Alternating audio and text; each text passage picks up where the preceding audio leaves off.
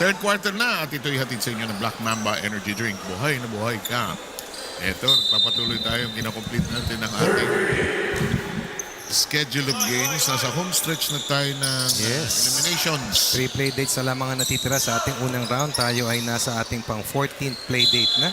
Game number 34 na po ang ating pinaglalabanan ngayon. Kala ko 567 game na. Kulang.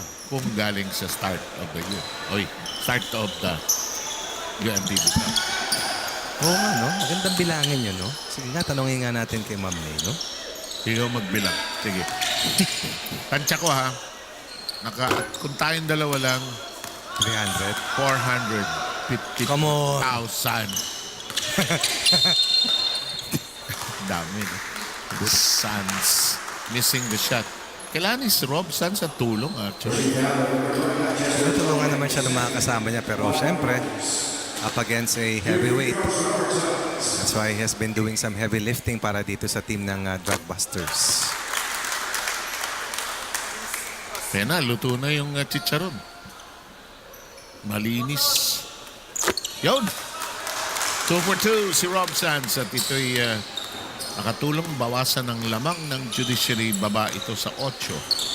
58-50. Ended up the half close to 20 points already with 19 after those 2 free throws earlier. Plus 12 rebounds, oh. Si Justice Montesa ba yan? First time pumasok. Oo. Masigasig din maglaro yan. Laging present siya, whether gamitin siya o hindi. Saka si Honorable Justice Toma Cruz. O Tira. Judge Toma Cruz.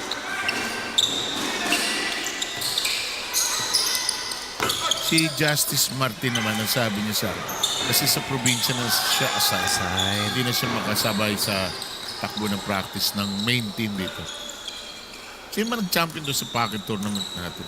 AFP ba? AFP. Sinalo PNP, no? Yes. Turnaround. Manipis.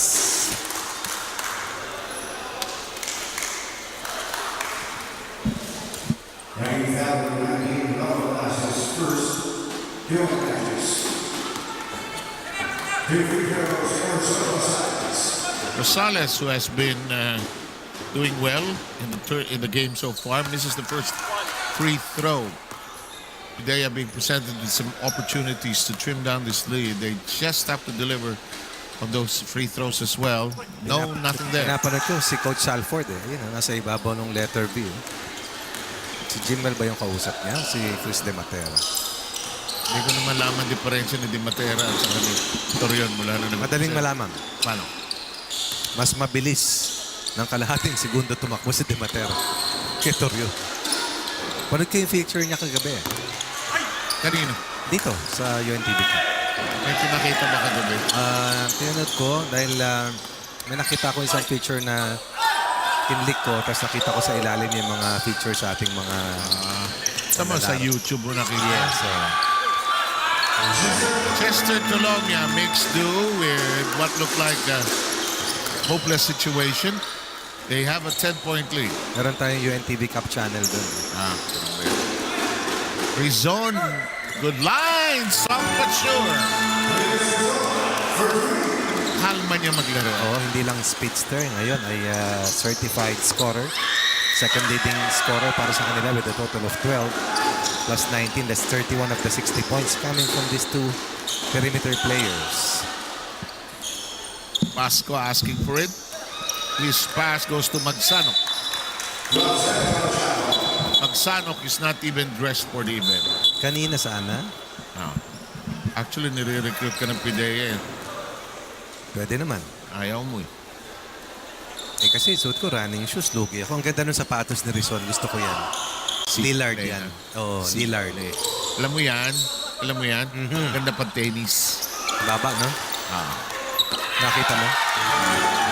Yan ang namimiss kong laro. Yan ang gusto kong balikan. More than golf, ha? Dikit na ito, ha? Hindi na maka-score itong Judiciary.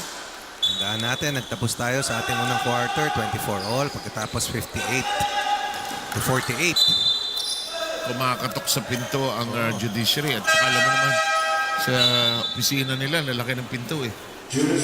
Kasi sinauna yun eh, di ba? Oh, yung mga art deco building. Isang buong kahoy yun, no? Di ba? Kalasa. Tapos, malapalasyo ang dating ng mga building dun. Binawi ni Warren yung tapo niya ng bola kanina. Nice cut. Tapos sa boxing. He always plays hard and he always is looking to score and beat the defense. Chester Dolomia, one of the heaviest scorers we've seen since he joined the team nila Judiciary, already with a total of 19 points. Plus yung 11 ni Warren, that's 30, and the 15 of Camaso, that's 45 of the 62. And that 46 of the 63, that's over 60%. Yung arms ni Chester Dolomia, dapat iban yan. Nakakasakit. Di ba bawal ang nuclear warfare? Ako po, ICBA. And there we go. With a foul as well. As Rubino has just continued to be Mr. Reliable for the Judiciary. Bumaba na ito kanina sa 4 at 59-55. Or rather 60-55, bumaba sa 5. 5 straight points, possible 6 on. Again, just to reiterate the stakes of this game, PDEA more than anything else needs a win here to be able to have a chance to go to the next round. 6 points, 2 possessions. Kanina bumaba sa 5, ngayon umakyat sa 11. 5-5. PDEA, 6-6. Ayan si Tom Cruz. Right, para sa Judiciary. O nga naman. Sipin mo, holiday ngayon. Punta ang ating mga hukom para lumaro. So, sila Warren Ibanez giving our esteemed judges the chance to play. Ball hits. Bihira yan, di ba? Yung rare break nila. Yung walang Corte sa Jordan. Kabuti na lang first game sila. May oras pa. Corte sa Jordan, uwi na kayo. Bahala na kayo. May gagawin kami bukas. Toma Cruz zips it to the side. Huli sa taas. Si Rodel. Si Perantes also been very quiet offensively. Pero sa depensa, tumatrabaho naman. Ito ang tahimik sa tres. Si Montaliana. Kasi biglang maliit si Pirante dito, no? Oo. Nice attempt. Good setup job. Just a bit offline, though. Toma Cruz in backward. Got it. Colombia. Rabino to Rodel. Chua. Yes. 7-0 blast. Oh, make that 8-0 blast. They increase a 5-point cushion to 13, the biggest lead. Binasag naman ni Rob Sanz on this possible 3-point play.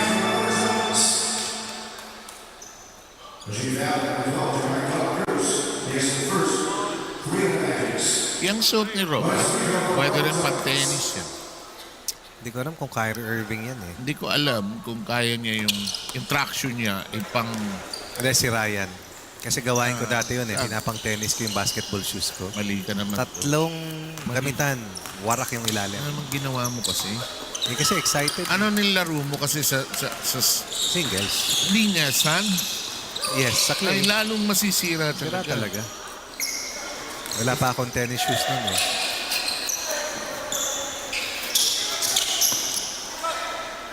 Libre.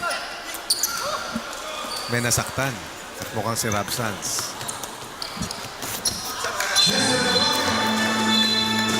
Humingi siya ng injury parang pagang injury time out. Hirap siya. Officials time out at Ang pahinga ni Rob Sanz ay mamaya na po mga 5 o'clock. Pero hanggang matapos itong laban na ito, eh, diretso siya.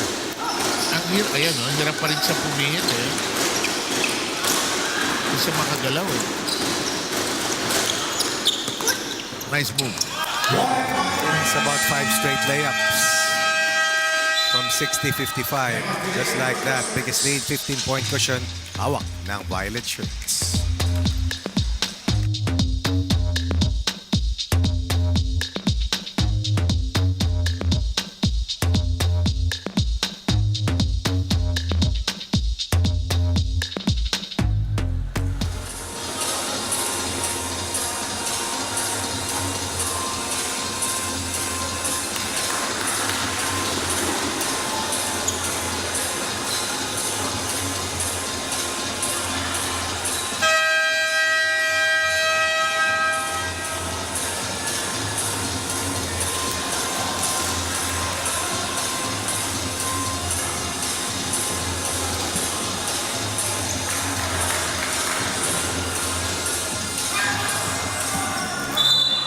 Before we proceed, let's review this Black Mamba Buhay na Buhay move.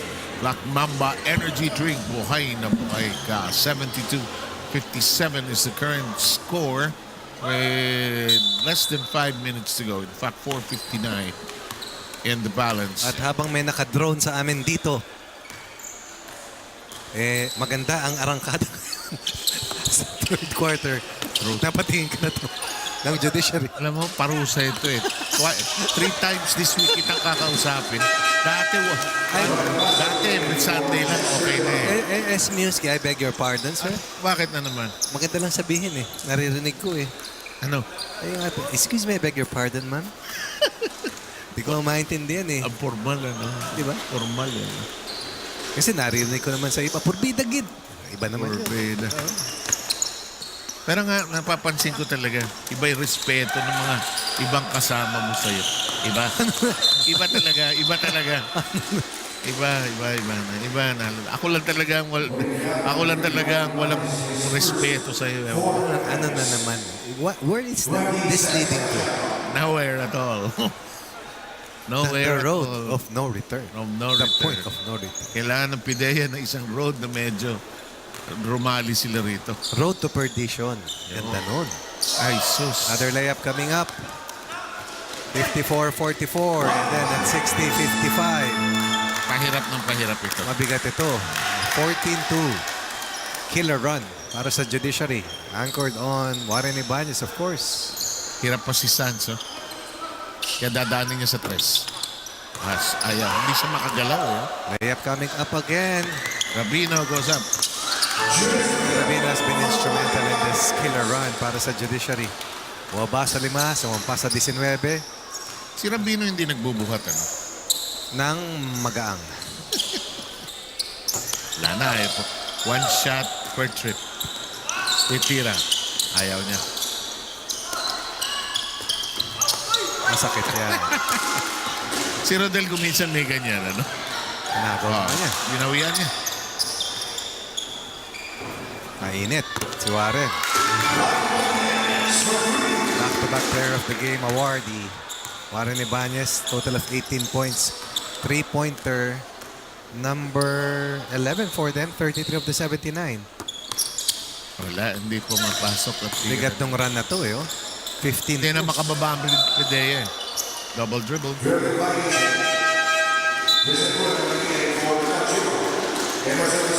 have Bruno back in. We have Rosales also returning for the PDEA.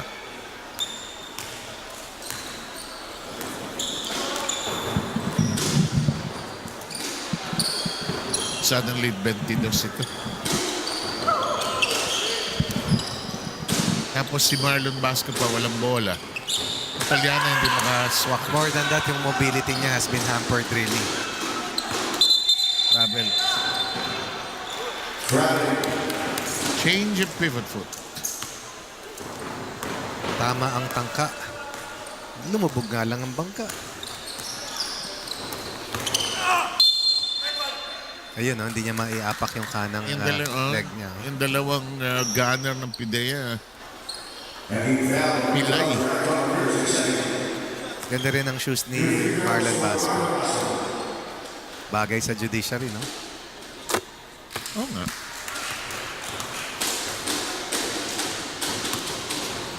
Yan ganyan, siguro size 14 si Marlon. Ito, baka mas malaki. So paano yan? Eh, wala naman mga 14 Yung mga sa US ka magpapabili. or sa online naghahanap. Yeah. Sa US, nagkala. Oo. Ang bihira yung sizes natin. Kasi size ng bata. Eh. Pero nung last 2 years, nakakuha ko ng sale na 50% off tapos may 20% Ganda. Clearance na. Meron pang... yung ano, yung Memorial Day sale. Yes. That's one of the best. Ito, mabigat ito yung Black Friday, di ba? Merong Labor Day, Memorial Day, Black Friday. Ang Black Friday pala, depressing pala ang connotation niya. Really? It's related to the crash of the stock market. 97? Ay, ano pala? Hindi, longer ago pa. 60s? Hindi pa, 1800s pa. Oh, wow. Puno tries to keep it alive. Ay, nako. Rabino down on the ground. Puno thought about it. Camaso, no thinking. because it's an automatic thing for him. 14 seconds on the shot clock. 17-point quarter for the white shirts. 27 points for the violet shirts. And this quarter is now coming now down to 2 minutes. Mainit talaga si Warren. He's been working in the shot probably in the last month. 21 for Warren Ibanez to lead itong team ng Judiciary. That's a point better than Chester, the elevator to Lomia. Nung nagpo-pro yun, hindi naman ganyan kadalas. Wala siyang range na ganyan. Mid-range lang talaga. Saka layup. No? Yeah, 2 free throws coming up for the Drug Busters. This will be a total of 56 points para kay Camaso, Lomia. Of course, itong si Warren Ibanez na ngayon ang siyang may tuturing mong Big 3 for Team Judiciary. Hindi uminit yung laro ng ng PDEA. Actually, nakadikit sila kanina pero may diin eh. May ibang gear ang Judiciary every time didikit. Tsaka nung dinipensahan na no? 3 players in double figures para sa PDEA led by the 21 of Rob Sons plus the 21 combined of Basco and Rizon. That's a total of 42 of the 63 coming from their own version of their Big 3. Puno. Look. May jump shot na ngayon. Excellent pivot move. Catch and shoot. Turn to his left. 23-point lead rather. Basco's shot is strong. Hindi may baba yung kanang paa niya, no? Ano yan no? Pagka tumataas ka, naiilang ka eh. Pababa. Kasi worried ka sa pagbaba mo eh. Traveling. 68 seconds before this third quarter is over. A quarter PDEA has been really bulldozed here. Rosales fires. One shot and that's all it is. Ibanez thought about it. Puno, let's practice. No doubt to get better in the things that you emphasize. Put in the extra hours, you put in the extra drills to get better. Rosales underneath. This is a good inside force. Itong si Rosales. Fouled siya. That's it over the limit. Blocking foul on number 3 of the Rosales' first 3 on the Drug Busters. And we're just down to 37 seconds before the third is over. Puno sending it to the side. That won't work for Roma. Rosales 1 against 3. La. Foul baiting mission. Puno asking for it.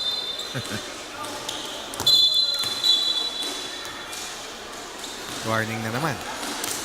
Hindi naman siguro. Ito. Pag naglakad, alam mo na no?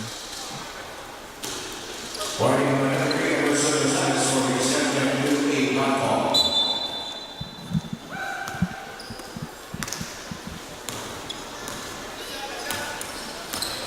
Santiago is in for the first time. Rosales goes underneath. No. He'll go for a second serving. Still nothing. The buffet must be empty.